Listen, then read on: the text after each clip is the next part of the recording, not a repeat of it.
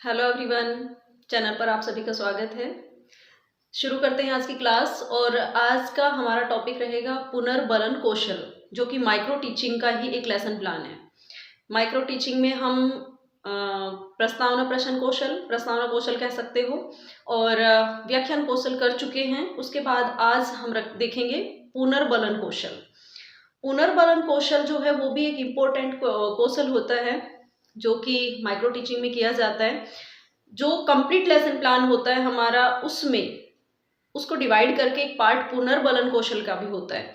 तो वो क्या रहता है, किस तरह से बनता है, वो देखते हैं। ठीक है, तो सबसे पहले यहाँ ऊपर आप लिखेंगे फाइल में पुनर्बलन कौशल। रीइंफोर्समेंट स्किल भी आप इसको कह सकते हैं। इंग्लिश वाले लिखेंगे तो वो इसके अकॉर्डिंग लिख सकते हैं, और हिंदी में लिखना है तो आप पुनर्बलन कौशल लिख सकते हैं। ठीक है, तो पैटर्न जो भी है वो सेम ही रहेगा जो आपके पहले लेसन प्लान में रह चुके हैं। जो भी आपने माइक्रो टीचिंग लेसन प्लान बनाए हैं उनमें date, class, subject, time period, topic ये क्लियर हो चुका है, इसलिए बार बार इसको लिखने की जरूरत नहीं है। मेन जो हम आज करने वाले हैं पुनर्बलन कौशल, तो यहाँ जो एक्टिविटी होने वाली है उसके बारे में बात करेंगे। ठीक है, कि फाइल में आपको लिखना क्या है, क्योंकि ऊपर का तो चलता रहेगा, सिर्फ आपके जो स्किल है वो चेंज होते रहेंगे, बाकी ये चीजें सेम रहेंगी। ये तो जो आपके कंप्लीट लेसन प्लान बनेंगे, मेगा लेसन प्लान बनेंगे, समिटेड लेसन प्लान कह सकते हो, वो बनेंगे, उनमें भी सेम ही रहने वाले हैं ये चीजें। यहाँ चेंज होगा। तो पुनर्बलन कौशल में क्या करना होता है कि हमने अपना एक टॉपिक है वो लिया, क्लास में हमने बच्चों से कुछ छोटे छोटे क्वेश्चंस किए प्री नॉलेज क्वेश्चन जानने के लिए। अब हमें पता चल गया कि बच्चे उस टॉपिक के बारे में कितना जानते हैं। उसके बाद हमने अनाउंस कर दिया कि आज हम आपको ये पढ़ाने वाले हैं, और फिर हमने अपना जो भी टॉपिक है हमारा उसको एक्सप्लेन किया। तो एक्सप्लेन में भी हमने व्याख्यान कौशल जो था हमारा उसमें 5 to 6 मिनट का ही लिया था, इतना ही हम उसमें एक्सप्लेन करते हैं। अब एक्सप्लेन कर दिया, उसके बाद नेक्स्ट जो हम स्किल यूज करेंगे वो रहेगा हमारा पुनर्बलन कौशल का। ठीक है, तो उसमें क्या करते हैं, जितना भी हमने पढ़ाया है उसमें से बच्चों से क्वेश्चन पुटअप किए जाते हैं, कि हम देखते हैं कि बच्चों ने कितना सीखा है। और बच्चे जब हमें आंसर देते हैं तो उसके बाद हम उन बच्चों को पुनर्बलन देते हैं, ताकि वो और ज्यादा सीख सके, वो और ज्यादा उत्सुक हो सके, वो और ज्यादा जिज्ञासु हो सके, वो और ज्यादा जानने की कोशिश कर सके। तो इसलिए हमें उन्हें पुनर्बलन देना होता है, ताकि बच्चा एक्टिव रहे। ठीक है, तो फाइल में उसको कैसे करेंगे, तो कि जो भी आपने पढ़ाया है उससे रिलेटेड आपको कुछ क्वेश्चंस फाइल में, क्योंकि वैसे तो हमें पूछने हैं वो क्लास में, लेकिन हमें फाइल में लिखने होते हैं, क्योंकि बाद में जो हमारे एक्सटर्नल आते हैं वो फाइल देखते हैं और उसी के अकॉर्डिंग उन्हें पता चलता है कि आपने किस तरह से क्लास ली थी। ठीक है, तो फाइल में आपको लिखने हैं। तो यहाँ पे आपके क्वेश्चन नंबर आ जाएंगे 1 2 3 4 5 करके, यहाँ पे जो भी हैं क्वेश्चन नंबर रहेंगे आपके। यहाँ पे आप क्वेश्चन डालेंगे, जैसे आपने यहाँ पे क्वेश्चन फर्स्ट डाला और यहाँ पे आपका क्वेश्चन रहा जो भी है। ठीक है, अकॉर्डिंग टू योर सब्जेक्ट आपके क्वेश्चन होंगे, जो भी सब्जेक्ट है आपका, उसके टॉपिक जो आपके चल रहे हैं उसके अकॉर्डिंग आपके क्वेश्चन होंगे। आपने क्वेश्चन पूछा, बच्चे ने आंसर दिया। अब बाद में हम लोग बोलते हैं, जैसे ही बच्चा आंसर देगा फिर हमने कहा बहुत अच्छा या अच्छा, शाबाश। तो आपने उसने आंसर दिया, किसी बच्चे से आपने पूछा चलो बेटा इसका आंसर दीजिए, तो बच्चे ने आंसर दिया, आपने कहा शाबाश। तो यहां आपने शाबाश लिखना है। ठीक है, नेक्स्ट आपने लिखा, नेक्स्ट क्वेश्चन आपने सेकंड क्वेश्चन किया कोई भी,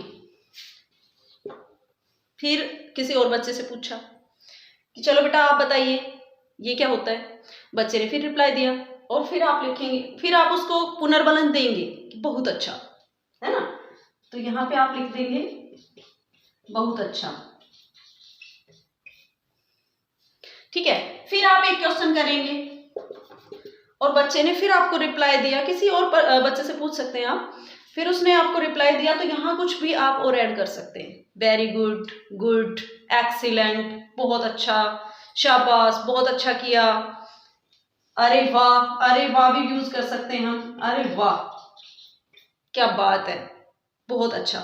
तो इस तरह से आपको कई सारे वर्ड्स होते हैं जो यहाँ पे हम लोग क्लासरूम में बच्चों को मोटिवेट करने के लिए पुनर्बलन देते हैं। पुनर्बलन देने के लिए उनको हम यूज कर सकते हैं। ठीक है, तो इस तरह से अब हमारे ये जो क्वेश्चन होते हैं यहाँ पे 3 से 4 5 ज़्यादा से ज़्यादा 5 क्वेश्चन हो जाते हैं, क्योंकि बहुत ज़्यादा क्वेश्चन हम नहीं कर सकते। जितना भी हमने पढ़ाया है, व्याख्या की है, उसमें से हम यहाँ क्वेश्चन लिखेंगे और उन क्वेश्चन को बच्चों से पूछेंगे। जब बच्चे जवाब देते हैं तो उनको हम शाबाश, अच्छा, good, very good, well done, जो भी है वो कह के पुनर्बलित करते हैं। ठीक है, जरूरी नहीं है कि ये क्वेश्चन आपके यहीं से हो, आपका पूरा चैप्टर हो गया हो उसके बाद आप क्वेश्चन पूछ सकते हैं। पुनर्बलन हम क्लास में कभी भी दे सकते हैं, किसी भी रिवीजन क्लास में, या आप कुछ भी पढ़ा रहे हैं उस टाइम दे सकते हो। लेकिन यहाँ में फाइल में मेंटेन करना होता है ये, इसलिए किसी भी टॉपिक से रिलेटेड आप यहाँ पे क्वेश्चन डालिए, बच्चे से वो क्वेश्चन पूछिए और फिर बच्चा जो भी रिप्लाई करता है उसके अकॉर्डिंग आप उसको पुनर्बलन दीजिए। ये आपको फाइल में दिखाना होता है। तो इस तरह से आपकी फाइल बन जाएगी। और जो माइक्रो टीचिंग लेसन प्लान का पुनर्बलन कौशल है वो आपका कंप्लीट हो जाएगा। ठीक है, वैसे जो पुनर्बलन होता है उसके ऊपर कंप्लीट टॉपिक है जो आपके एग्जाम में भी आता है। जैसे पुनर्बलन जो है वो शाब्दिक भी होता है और अशाब्दिक भी होता है, पर बहुत ज्यादा हम इसमें नहीं करेंगे क्योंकि हमें सिर्फ यहाँ पे पुनर्बलन स्किल जो है उसके बारे में यहाँ पे लिखना है। पर थोड़ा सा जानना जरूरी है कि शाब्दिक जो पुनर्बलन होता है वो शब्दों के द्वारा दिया जा रहा है, कि हम कुछ कह रहे हैं, अच्छा है, बहुत अच्छा है, वो हो गया। अशाब्दिक जो पुनर्बलन है उसमें शब्द यूज नहीं होते हैं, उसमें टीचर आंखों से या पीठ थपथपा के, इस तरह से मुस्कुरा के, इस तरह से पुनर्बलन देता है। तो पुनर्बलन जो है वो बहुत जरूरी है आपकी क्लास को जिज्ञासु बनाने के लिए, उत्सुक बनाने के लिए और उनका ध्यान केंद्रित करने के लिए। और ये होता भी दो तरह से है, एक ऋणात्मक होता है और एक धनात्मक। धनात्मक पुनर्बलन होता है, उसमें हम बच्चे के लिए अच्छा अच्छा अच्छा कुछ इस तरह से बोलते हैं ताकि वो मोटिवेट हो उस चीज के लिए। ऋणात्मक में जब बच्चा कुछ गलत कर रहा है उसके लिए हम उसे पनिश करते हैं तो वो ऋणात्मक पुनर्बलन आएगा, ताकि बच्चा उस चीज को दोबारा ना करे। तो इसलिए क्लास में पुनर्बलन दिया जाता है। ये स्किल जो है बहुत इंपॉर्टेंट है, क्योंकि अगर एक बच्चे को आप पुनर्बलन देते हैं तो दूसरा बच्चा उससे मोटिवेट होता है। ठीक है, कि सर ने इससे पूछा है या मैम ने इससे पूछा है और इसको कहा है, रे वाह बहुत अच्छा है, बहुत अच्छा किया आपने, बहुत अच्छा बताया, तो दूसरे बच्चे से अगर पूछेंगे तो मोटिवेट होता है।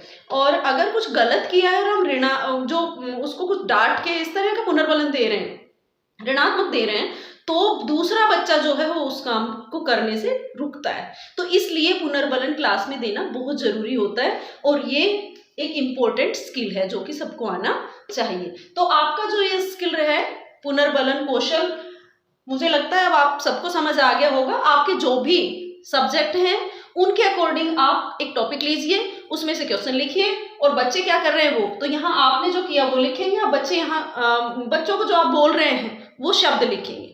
ठीक है, तो इस तरह से बच्चे ने आंसर दिया, आपने कहा शाबाश। ठीक है, बच्चे ने जो रिप्लाई किया वो यहाँ लिख सकते हैं, उसके बाद आप अपना जो वर्ड बोलेंगे वो लिख सकते हैं। फिर बच्चे ने क्वेश्चन का रिप्लाई किया वो यहाँ लिख सकते हैं, नेक्स्ट के नीचे, फिर ये वर्ड हो जाएगा, फिर रिप्लाई किया यहाँ और ये वर्ड। इस तरह से आपको आंसर लिख के साथ में आप जो पुनर्बलन दे रहे हैं वो भी लिखना है। और इसका भी फिर नेक्स्ट पेज पे एक रेटिंग स्केल बनता है जो कि बाकी का बनता है, वो मैं पीडीएफ दूंगी आपको, उससे क्लियर हो जाएगा। और पीडीएफ का लिंक जो है वो इस वीडियो के डिस्क्रिप्शन में मैं डाल दूंगी, तो आप वहां से चेक कर सकते हैं। ठीक है, तो उम्मीद करती हूँ आपको ये समझ आया होगा और अच्छा लगा होगा। तो मिलते हैं नेक्स्ट वीडियो में। Thank you, have a nice day.